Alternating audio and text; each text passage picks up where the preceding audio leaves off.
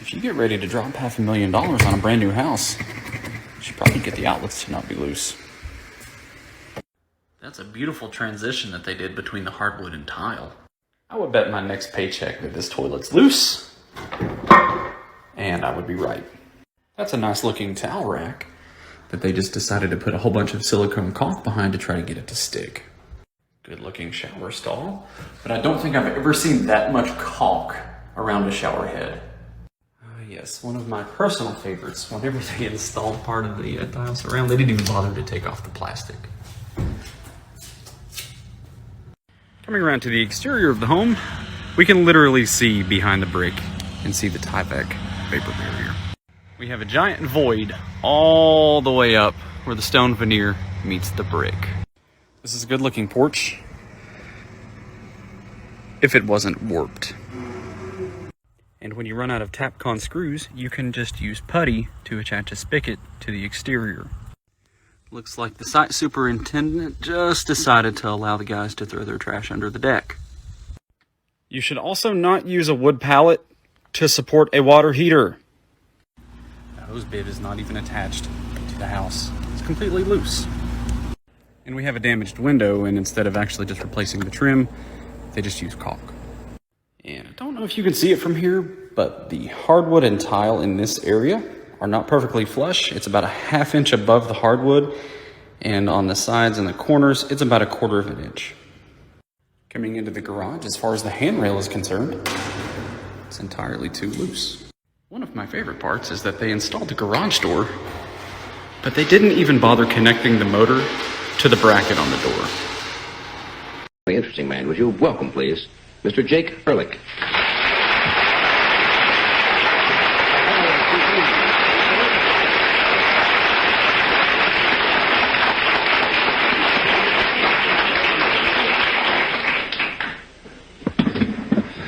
Good evening, Counselor. Good evening. I always hear that. They say that on television all the time.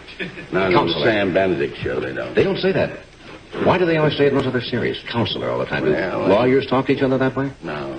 You ought to hear lawyers talk to each other.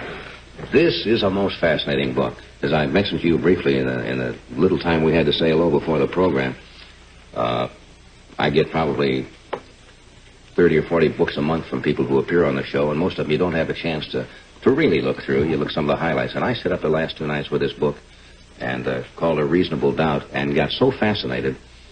I guess the lay people who don't know much about the workings of the law, this is all fascinating. I'm glad you like it, what you do. Most interesting. One statement you had in here, it says when you are defending somebody, you say the first thing that you tell them is never plead guilty. Never plead guilty. Every man's entitled to a trial. He's presumed to be innocent until the contrary is proved to a moral certainty beyond a reasonable doubt. And that's his right under the law, and he ought to avail himself of that right. So never plead guilty. Let me ask you a question. Mm-hmm. What is your name? What is your name?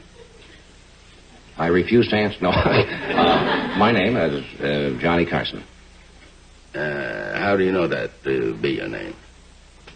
Well, it's on a birth certificate, legally recorded. That's hearsay. That's hearsay? Well, of course. I mean, if it's legally recorded? That's still hearsay.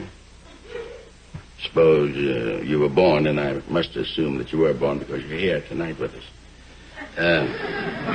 There's a certificate made out not by you, certificate made out by somebody else. That a boy child was born to Mr. and Mrs. Carson, and that he was named Johnny. Mm-hmm. That doesn't mean that you know that to be the fact. That means you have read that to be the fact. Okay?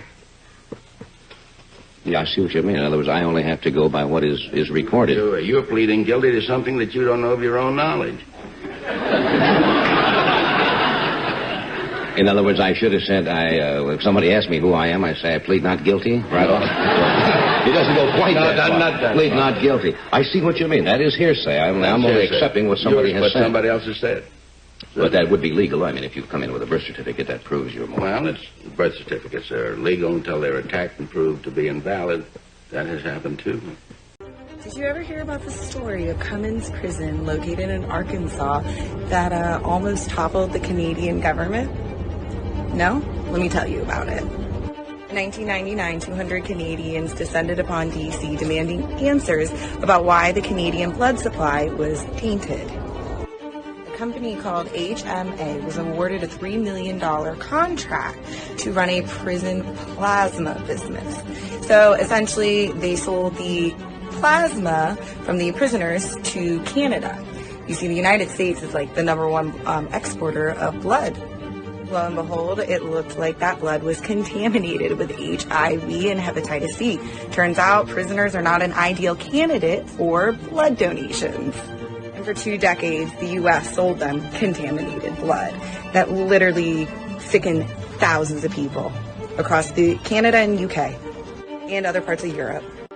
Because of the warnings against the use of prison blood and transfusions within the United States after 1982, the prison system decided to ship the blood abroad instead, and the blood was sold to a Montreal company, Continental Pharma Crino. HMA was cited in 1983 for health and safety violations, and after that, it created a subsidiary called Arkansas Blood Components to take over the program. Well, why didn't they just stop selling the blood altogether? Well, you see, blood is a good industry. It turns out it's 10 times more profitable than oil. Well, let me show you. So in 1998, a barrel of oil would have cost about $42, while a barrel of blood would have been about $67,000. That is why they chose not to give it up. And more than 10,000 people were infected throughout Canada and the UK and other parts of Europe. And it turns out that Canadian laboratory was liable too. You know, and at some point they found out that the blood was contaminated, but, that their domestic supply was so small, importing blood and plasma became absolutely necessary. So, yep, they were negligent too. And the Canadian Red Cross actually ended up losing their contract with the Canadian government. Coincidentally, the governor of Arkansas at the same time was Bill Clinton, and he signed into law some blood protection stuff. Similar to our vaccine protections, they have the same ones for blood products as well. And the owner of HMA, well, he was a Rockefeller. And in 1993, our prison plasma system officially ended. And just an FYI, Britain set aside $1 billion in 2010 for their victims from this. To date, nobody has ever been held accountable in the United States, and no criminal investigations have ever taken place. And while this blood scandal was global news, we were eating up the Monica Lewinsky scandal. Sometime around 2005-ish, this documentary came out, Factor 8, the Arkansas Prison Blood Scandal. Fortunately, it's been wiped from the internet, so good luck trying to get your hands on it. However, in 1993, the prison plasma business went down. They stopped it. Interestingly enough, our native and indigenous populations, their children started disappearing. So once they stopped using the prisoner blood, we start noticing a spike in our missing children. Also, remember, our native indigenous populations have the highest concentration of Rh negative and O type bloods, the highest demand in the blood market. And then our borders slowly started getting out of hand. Coincidentally enough, people coming in from South America, what do they have in common with our indigenous people? They also share that same blood type factor. And thank you to Parabiosis and the NIH, we now know that in the blood market, the highest demand is for Rh negative and O type bloods.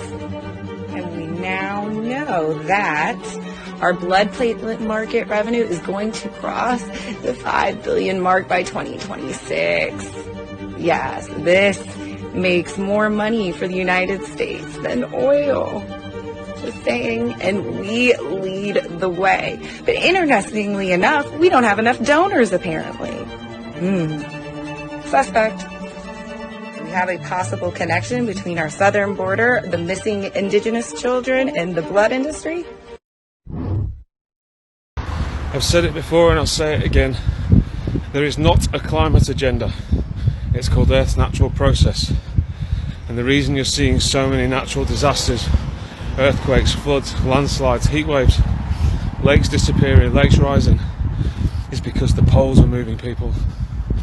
We're having a polar shift. And when the poles shift, so does the fucking weather.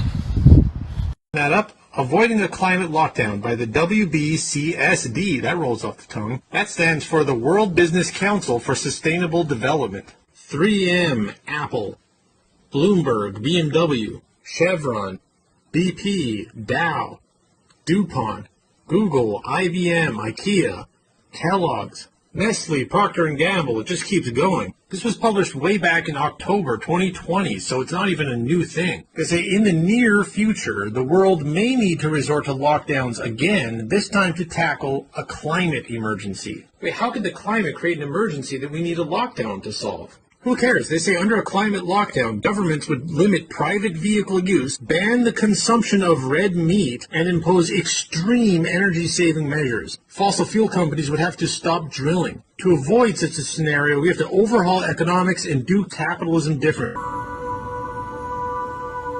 don't know how this happened.